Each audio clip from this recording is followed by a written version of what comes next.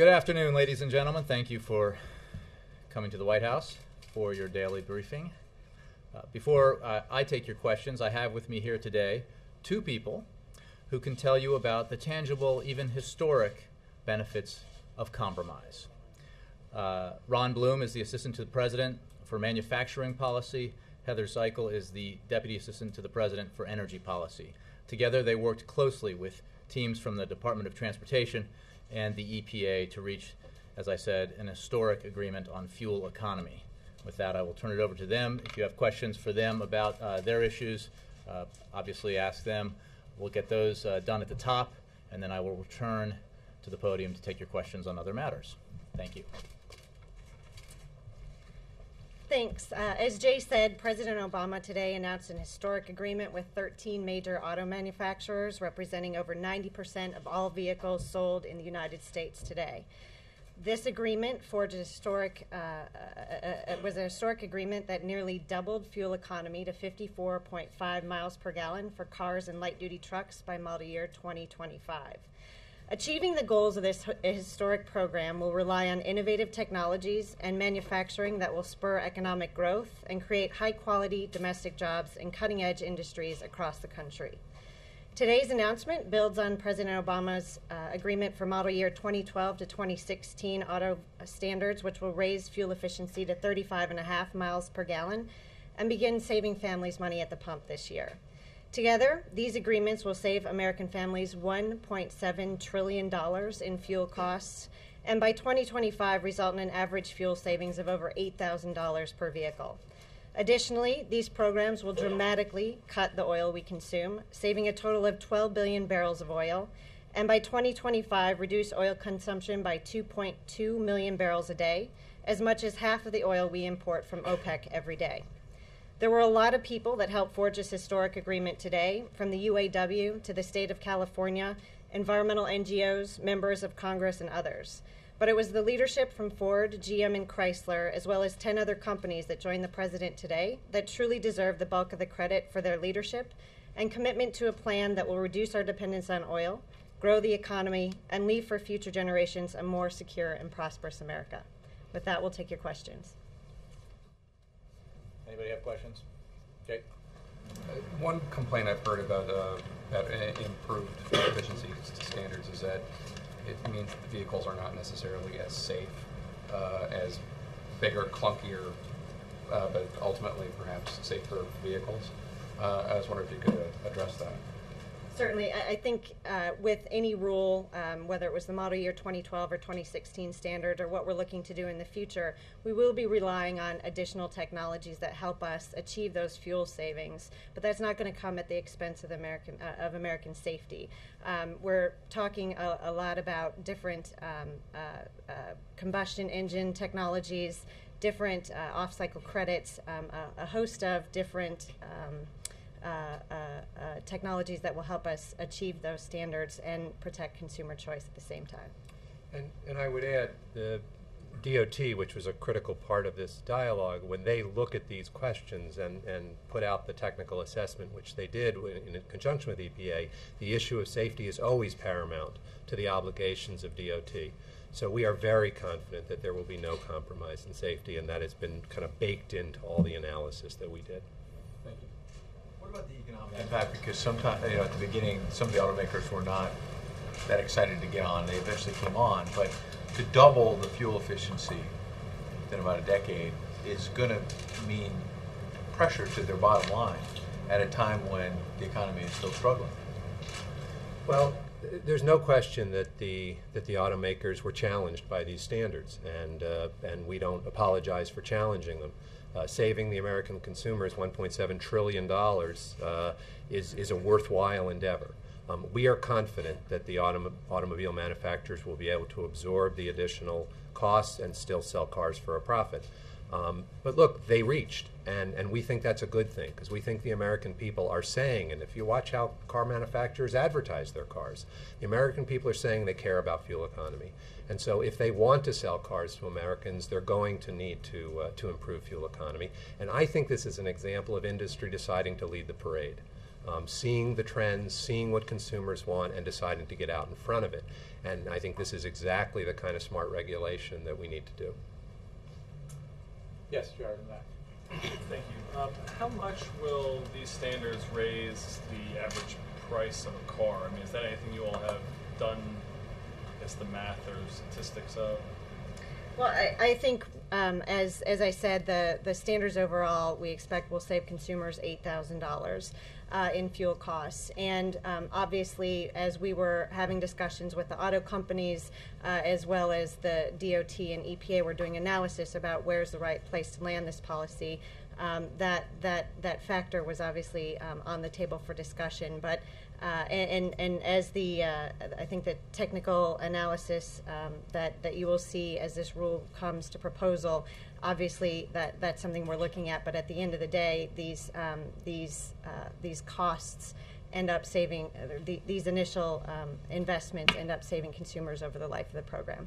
Does that $8,000 include the potential extra cost of, I don't know, hybrid technology or whatever it might be? Does that make sense? Yeah, it's a good question. They do not, but we are very confident that the savings are a multiple of any additional cost. Anybody else have questions on this issue? Yes, Chris. Just a quick question. As automakers begin to implement these new standards, will it create jobs as well? Will they need to bring more people on board to do it? Well, I think any time there's innovation, you see good economic activity and you see jobs. And the President in his speech this morning cited two small examples, but I think it's indicative of what's going on. There's a huge amount of innovation going on in the automobile industry today. And I think, again, when you put a tough standard out there, I think there will be new kinds of activities, because whether it's batteries or whether it's other technologies, that's in fact what's going on right now. So whether it's the companies themselves or whether it's entrepreneurs who are in their basements right now imagining how they can be suppliers to the D3, we do believe this will cause a lot of economic activity. Yes.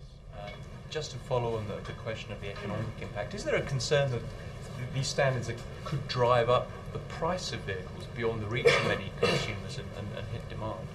Well, again, we've looked very closely at that. Our judgment is that the savings that consumers will receive will be a significant multiple of any increase in price, so that from the consumer's perspective, they will be way ahead.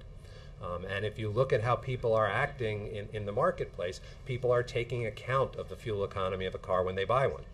2-3 years ago, trucks were much larger percentage of total vehicle sales than they are today.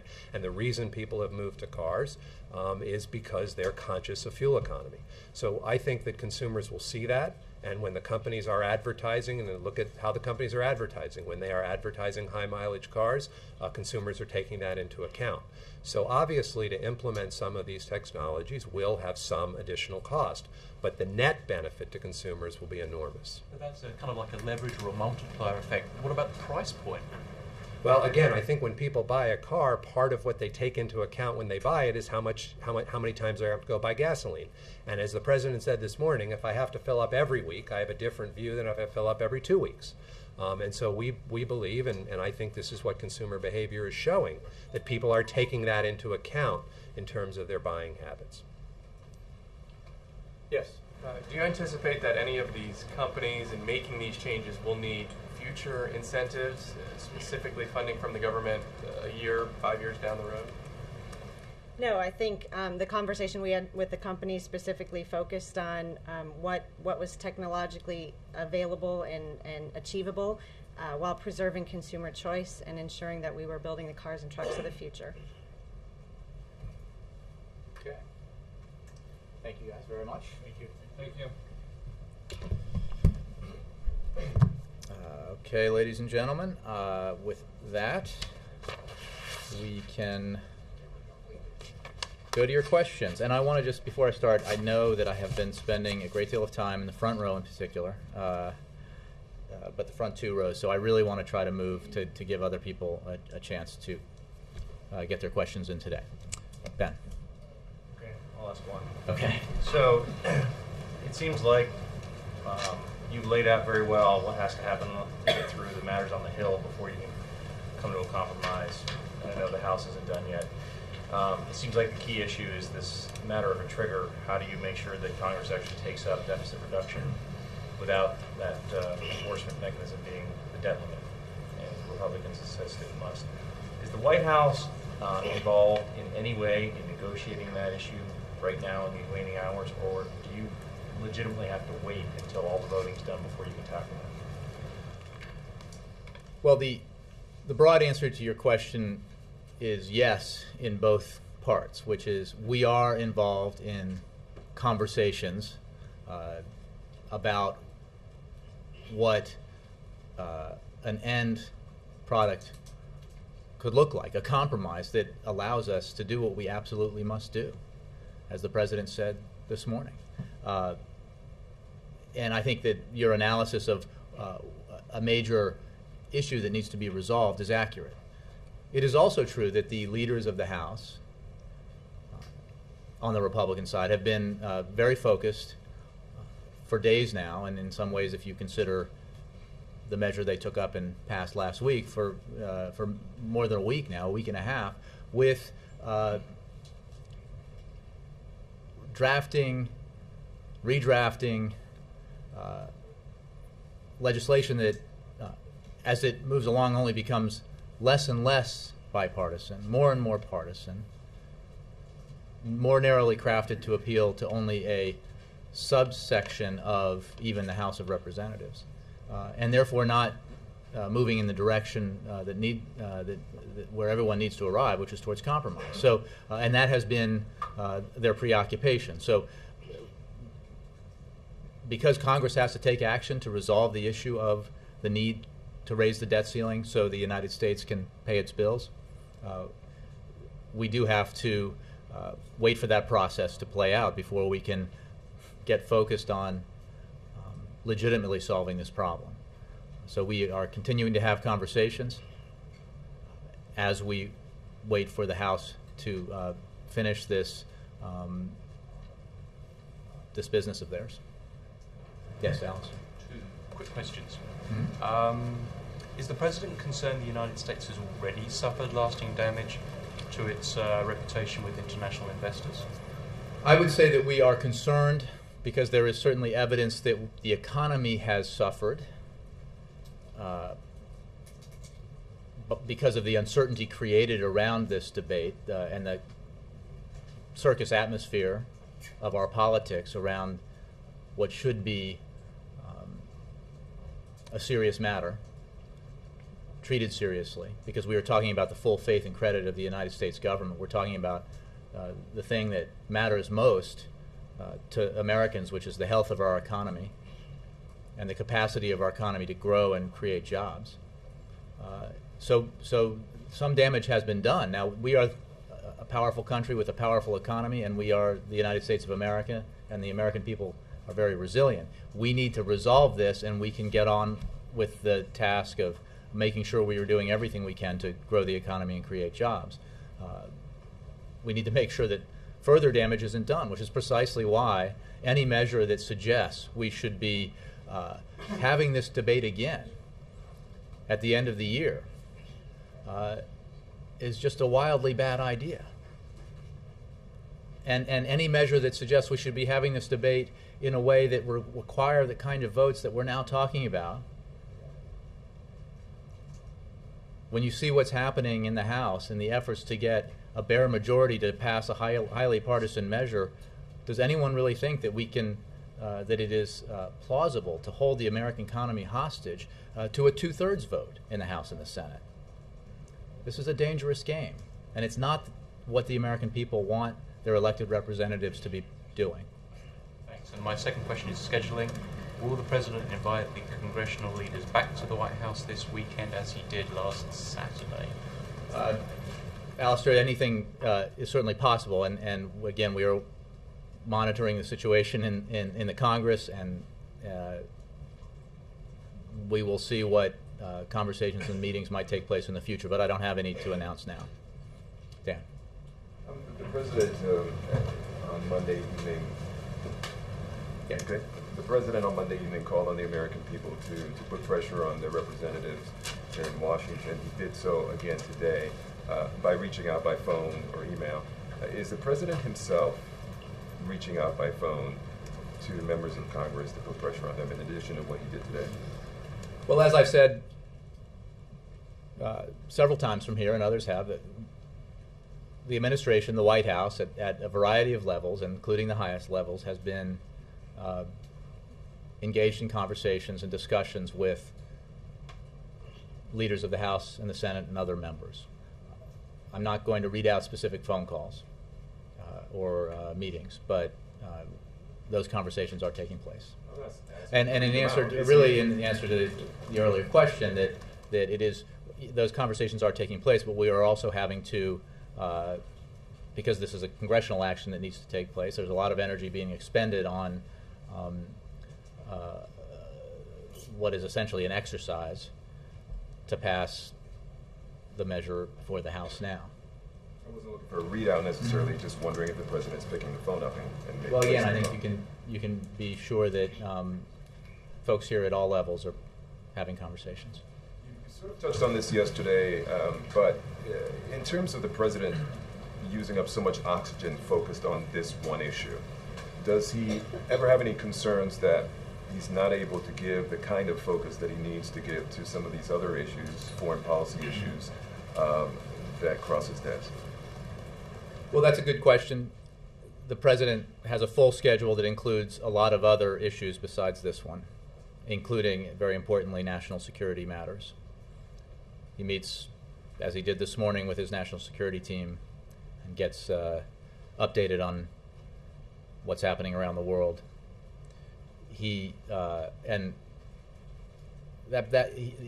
able to do that, of course, as he focuses on this. But make no mistake, the American economy, the health of the economy, the fate of the economy, when what is at stake is a question about whether or not we will be creditworthy, is a top priority.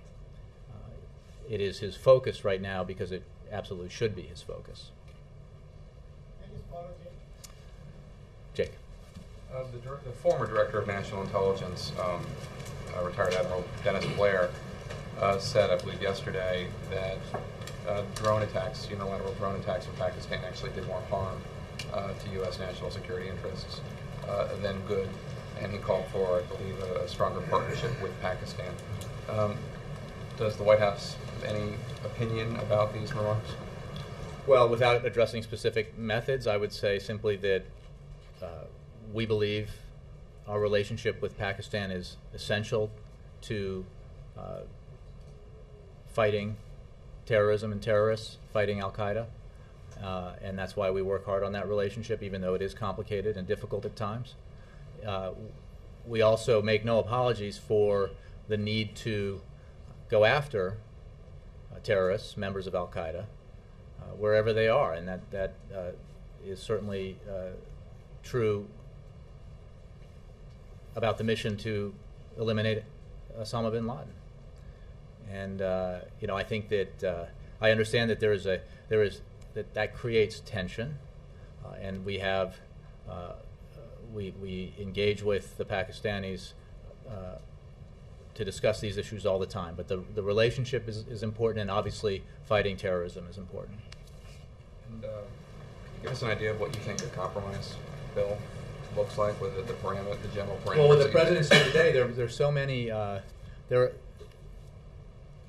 many roads out of this mess. It's not that complicated when you look at what is contained within, was contained within the original measure put forward by the Speaker of the House, and the measure that the Senate Majority Leader is putting forward. There is an opportunity here to achieve significant deficit reduction, create a joint committee in Congress that will take up the tough issues of entitlement reform and tax reform that this president believes needs to be addressed, to have an enforcement mechanism to ensure that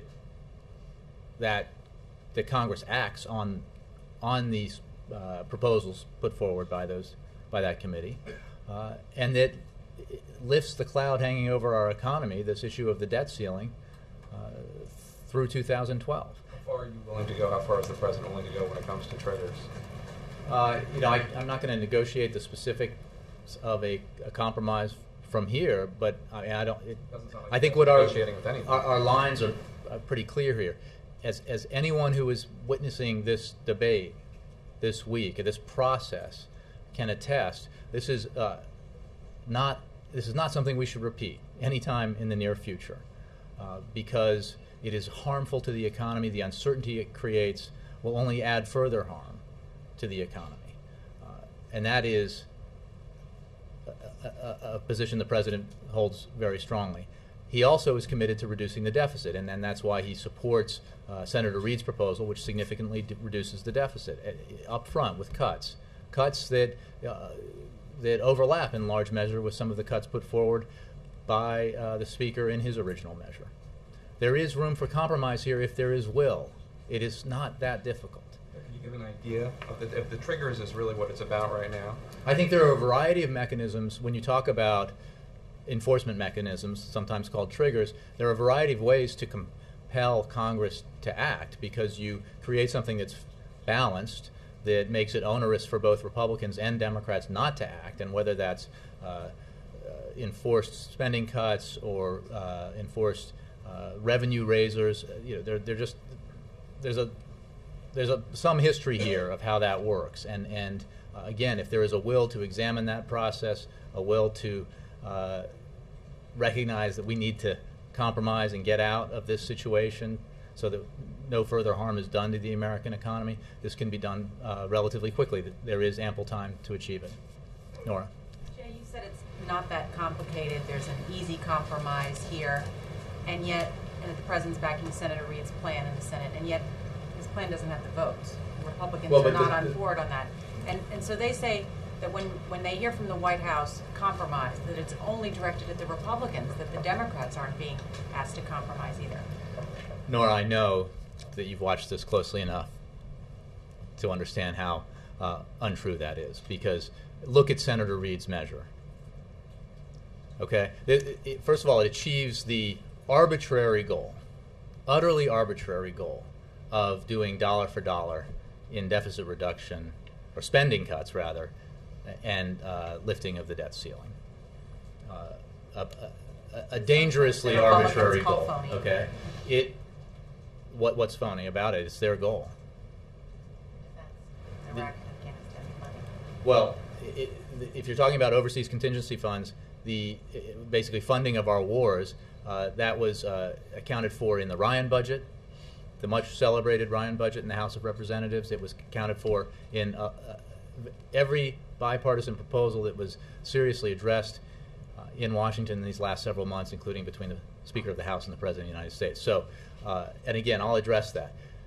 You get savings from policy decisions. If you decide, as Chairman Ryan put forward, that you need to end Medicare as we know it and reform it to extract significant savings from it, I don't want to beat a dead horse. you can count those savings. If you want to make policy decisions that wind down wars in Iraq and Afghanistan, you can count those savings. But in any case, even the first 1.2 or 3 trillion of savings that we're talking about overlap. This is a lot of money here. This is a lot of savings, a lot of deep and substantial cuts. There is no upfront revenue in Senator Reid's proposal. It is just simply preposterous to suggest that it does not represent an effort to come halfway towards the Republicans. Is the White House involved in lobbying Senator McConnell to get on board Senator Reid's plan?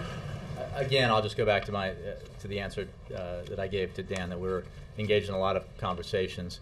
Obviously, Congress is focused on the legislation it's dealing with now. We are having conversations on the topic of what happens once people finally acknowledge that the activity that's happening in the House now is moot and irrelevant, because it's the measure that will, if it passes, that passes out of the House, will be dead on arrival. We need to get to the end game here of finding a compromise. Yes, Ed. Thanks, Dave. You've said several times the highest levels, there are phone calls happening from here. And yet Joe Manchin, who's one of the conservative Democratic senators who would be a swing vote here, was on MSNBC this morning and said, quote, "I'd like to see the president more engaged to talk to us call some of us, get in everyone's face. If you have a I conservative hadn't seen Democrat, those. I hadn't seen those comments. I mean, I can assure you that. I mean, it presuming is. he's telling the truth. But then you Ed, presume that, honestly, right? we've all been here for the past several weeks. The idea that the president is not engaged is simply preposterous. So I say again, A Democratic senator said. No, I'm just saying. I wasn't aware of Senator Manchin's comment, but I think overall, the president has amply demonstrated that If his he's level not of talking engagement. to a Democratic senator who's about one of And five I or said I six didn't see- conservatives I who didn't would s- be persuadable. What's your point? My question is, if the president is not talking to one of 5 or 6 conservative Democrats who are persuadable here, how are these phone calls moving towards an end game? Who is he talking to? Persuadable. 53. Is one of these folks who's in the middle. Well, I will say up front that I am not aware of that comment. I'm not even sure what you're talking about, persuadable in what direction. 53 United States senators of the Democratic Party signed a letter saying they will not support the Boehner measure, right? And Senator Reid is now saying he's going to amend his version, and no one knows how it's going to be amended. right. And He's look, one of these we are guys- having these conversations, and I'm sure that they will include Senator Manchin as well as many others. Yeah. Let me try to get at this McConnell question one other way, because I think if you will agree with the premise that the key here seems to be Senate Republicans at this point.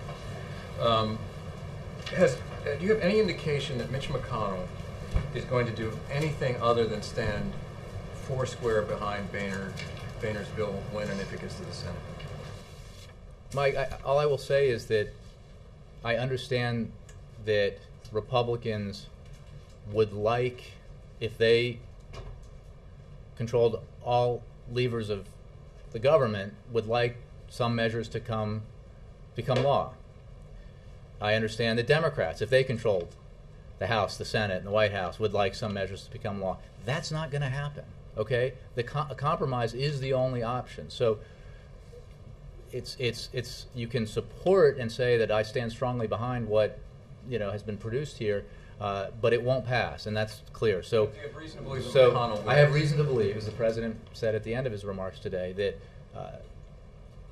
there will be an assessment that we have to do something, and the only thing that gets us there is something that's bipartisan. That is just the case. The Democrats control the Senate, Republicans control the House. Finally, you mentioned the word bipartisan.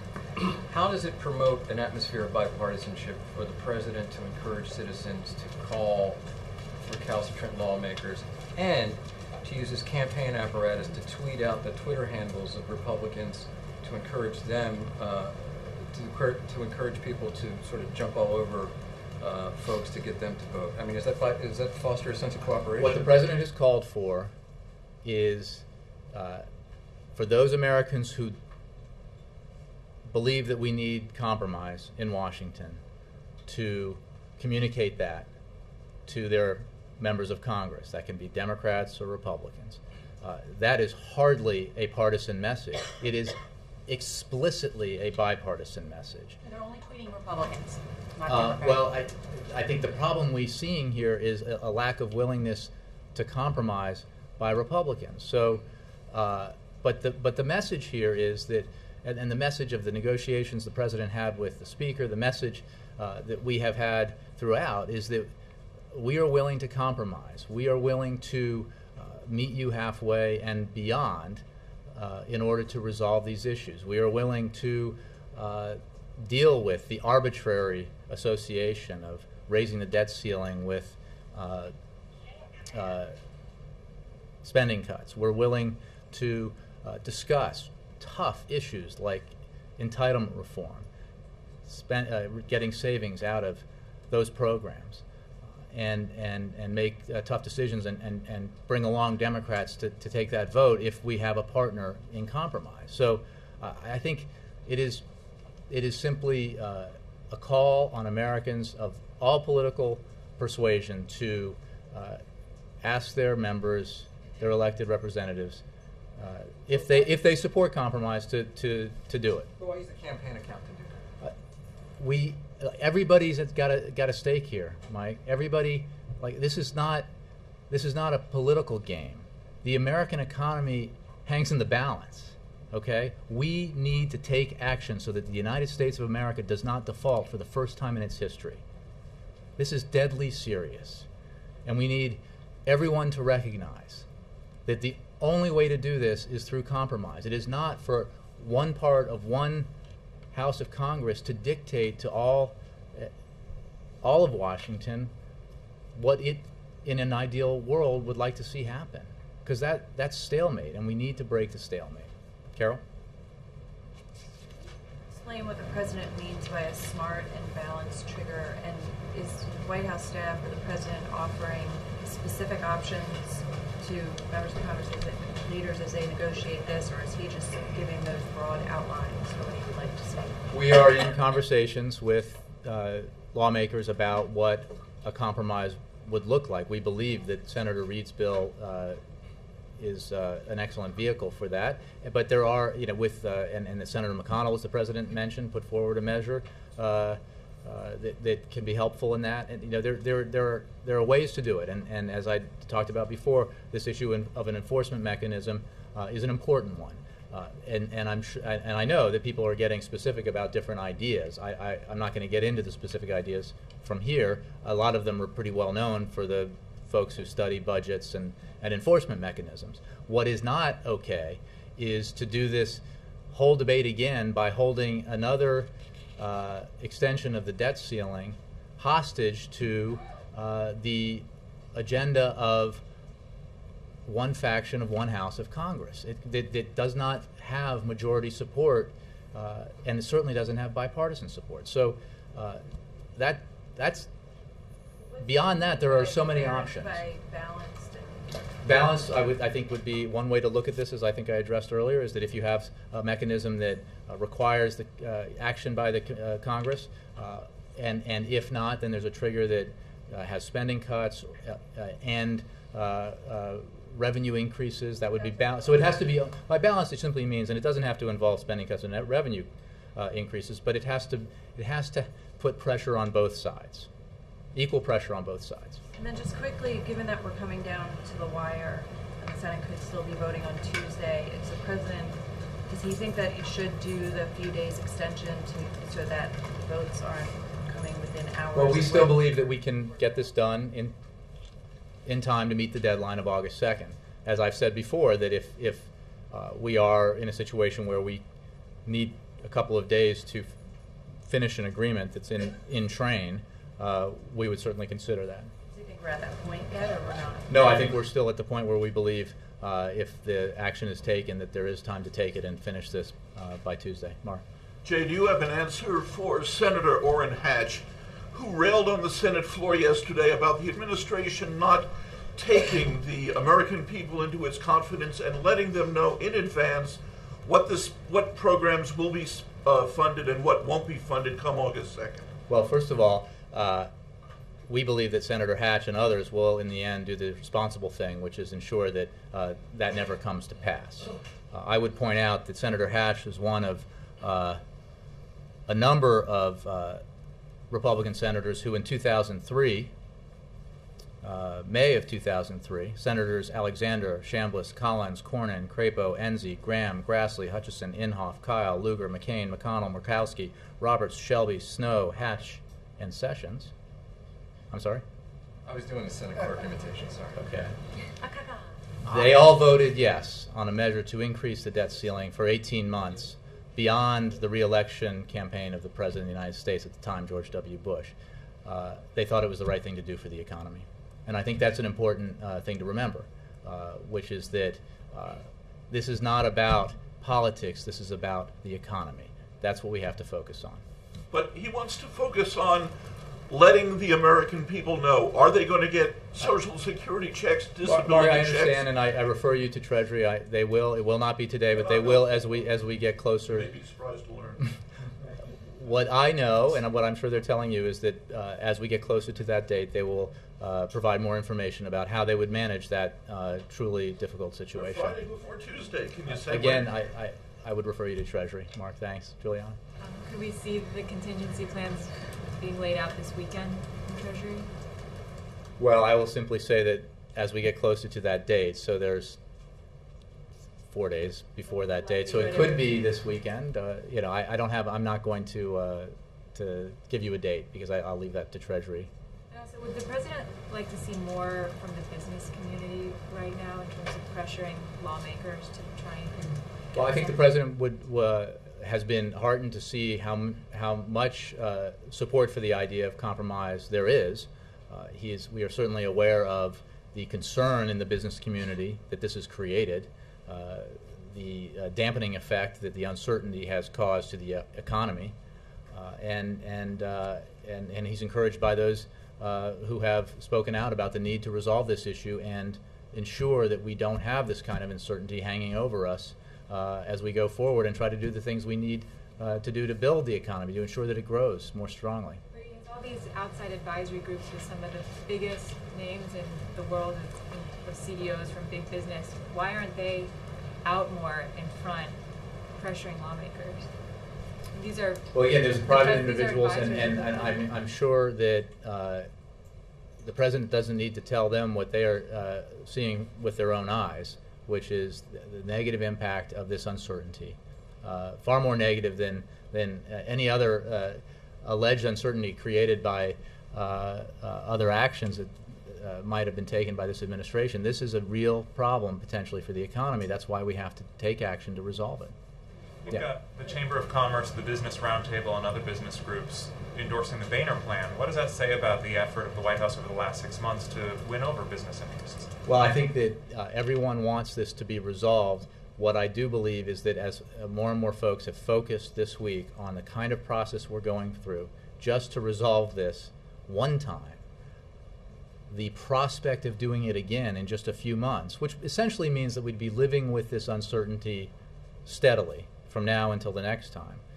The prospect of trying to do this, as suggested by some stories I've read about how they're fixing the measure, or changing the measure, moving it, making it more partisan, that it would make it even more difficult and more impossible to essentially hold the American economy hostage to a two-thirds vote to amend the Constitution or default, is a highly dangerous game to play. So my answer to the question is we believe that as each day goes by and people see how unhealthy, to quote Senator Corker, how unhealthy this is for our economy, more and more people will see the need to do this for an extended period of time. You're describing why the White House opposes the Boehner Plan, but my question is, why has the White House been unable to persuade business groups that it's made such an outreach to? I don't have more of an answer. I think you're hearing a lot of voices who agree that we need to extend it further. Yes, David. Jack Lew was spotted, I think, outside the Capitol today. Could you describe a little bit about what he and Tim Geithner and some other folks are doing, specifically today, yesterday, what kind of groups they're talking to and what they're saying? Does Dan know that he was spotted outside the Capitol? We were having conversations, some cases face-to-face, with lawmakers about, how we can move this process forward. Jackie? Now that I have to ask again, we're getting closer, and now Steny Hoyer has endorsed a 14th Amendment option. Can you say that the White House has ruled out the 14th Amendment option? I can say this administration does not believe that the 14th Amendment gives the president the power to ignore the debt ceiling.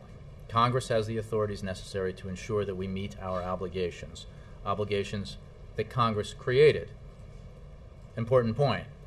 This is not about giving anyone a blank check to spend. It is about paying bills that have already been rung up. Defaulting on our debt is not an option. There are no arguments that can avoid the basic truth that if we fail to act, it will have devastating consequences for our jobs and our economy. So let me just repeat. This administration does not believe that the 14th Amendment gives the president the power to ignore the debt ceiling. Mark. And also on one quick thing, given that this GDP numbers came out today confirming that it slowed in the first half of the country, first half of the year, even more than expected. Will the president, would he like to see in whatever compromises emerge, compromise? An extension of the payroll tax relief and the... Well, we've made very clear, that's a great question, Jackie. The President's made very clear that we support an extension of the payroll tax cut, a tax cut for every working American, and that has helped put money in their pocket, that has put money in their pocket to deal with spikes in gasoline prices, for example, this year, and that he believes we ought to extend.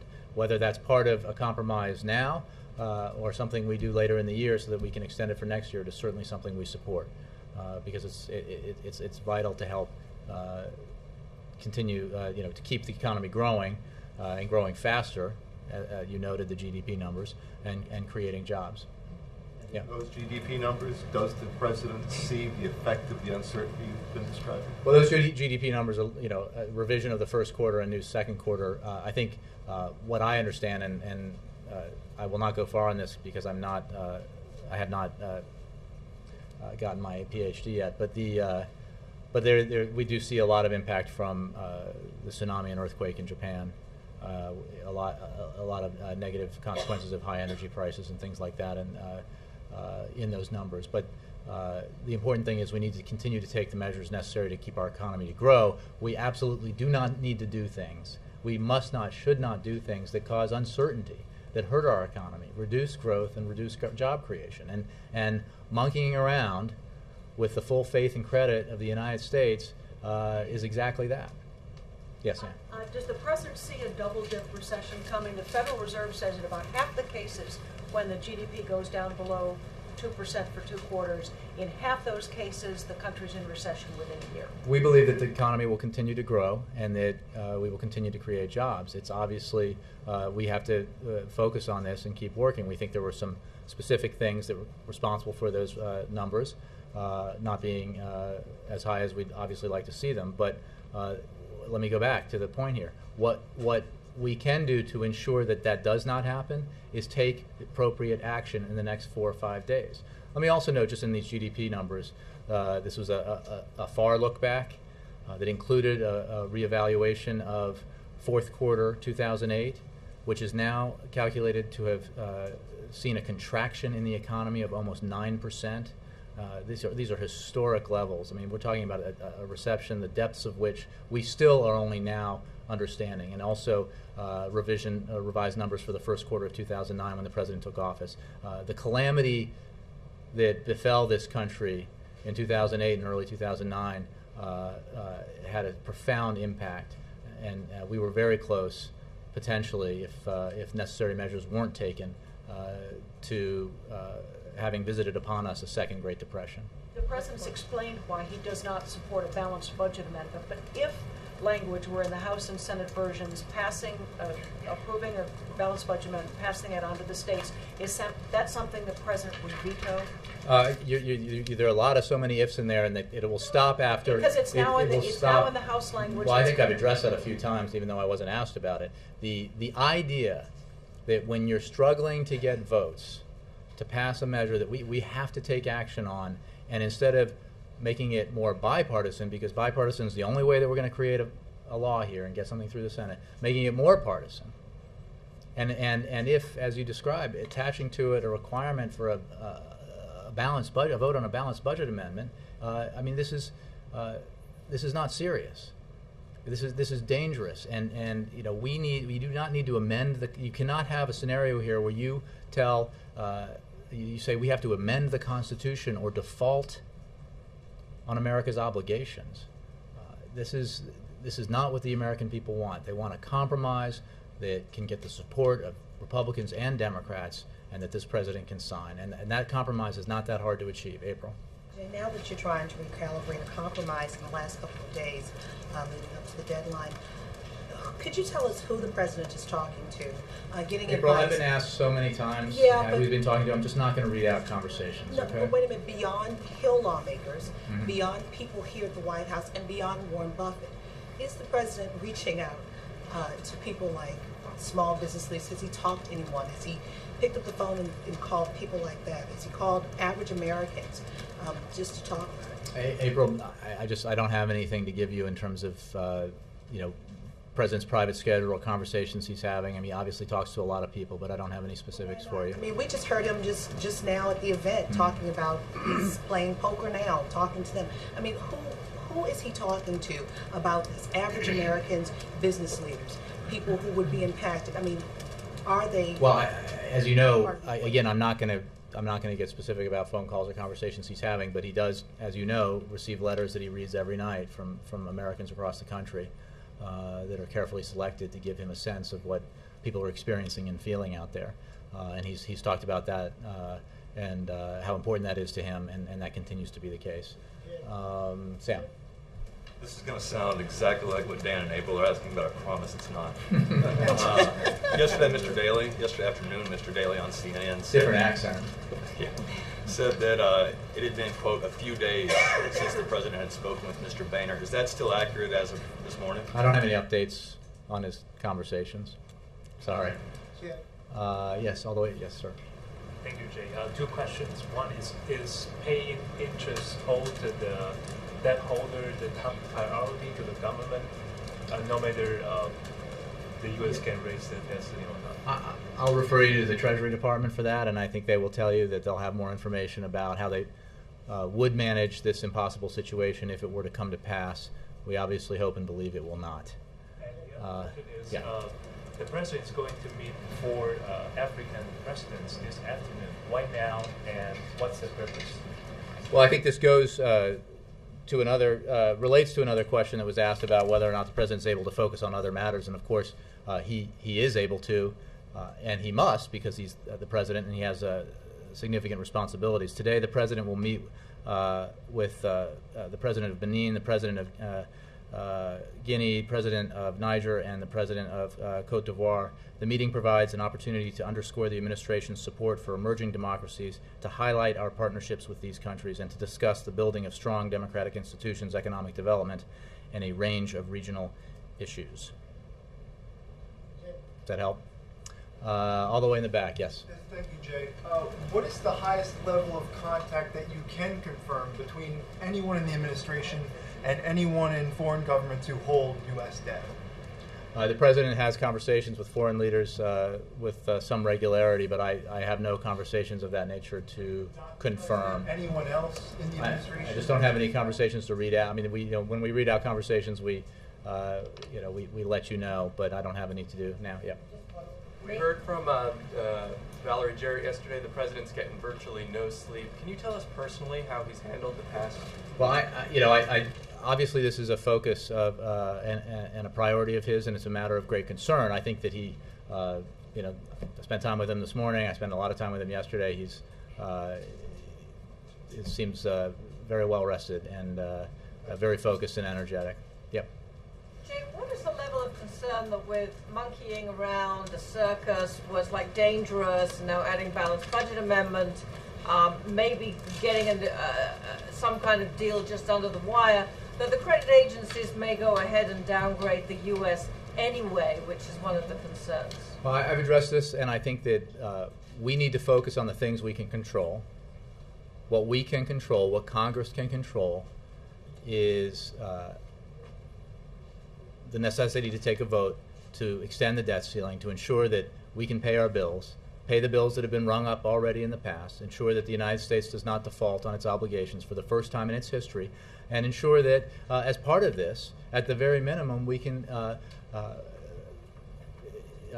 embed into the law significant spending cuts that will also be positive for the economy and will send a positive signal to investors that we're beginning to get our fiscal house in order. It won't be everything that we had hoped for.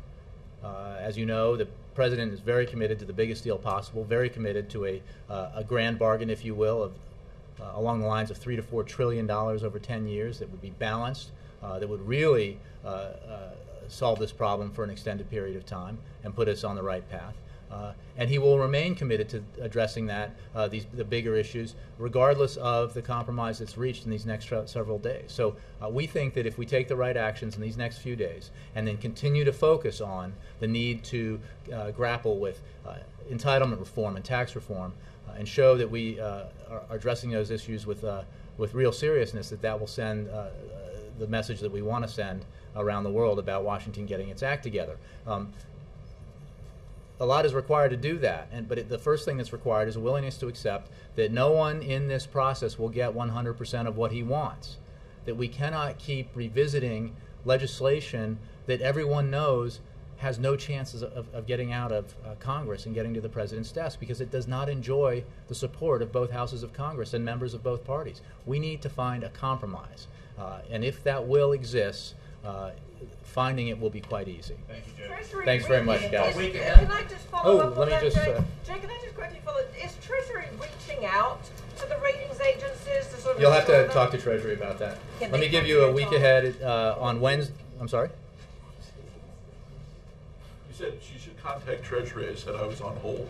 You could walk over. It's so close, although it is quite warm. It's 100 degrees outside. On Monday and Tuesday of next week, the President will attend meetings at the White House. On Wednesday morning, the President will attend meetings at the White House. In the afternoon, he will travel to Chicago to attend two DNC events. The President will return to Washington, D.C. that evening. On Thursday and Friday, the President will attend meetings at the White House. That is your week ahead. Thanks very much. He's pretty confident, right? We're confident that this will be resolved. Obviously, if it's not, we'll address the schedule accordingly. But as of now, we're confident that it will be resolved. There is time to resolve this. There is a contingency. April, you know that we've adjusted our schedule throughout this process as necessary, but we believe Congress will act, do the responsible thing, pass bipartisan legislation that gets to the President's desk and is signed into law so that we can lift this cloud that's hanging over our economy. Thank you very much.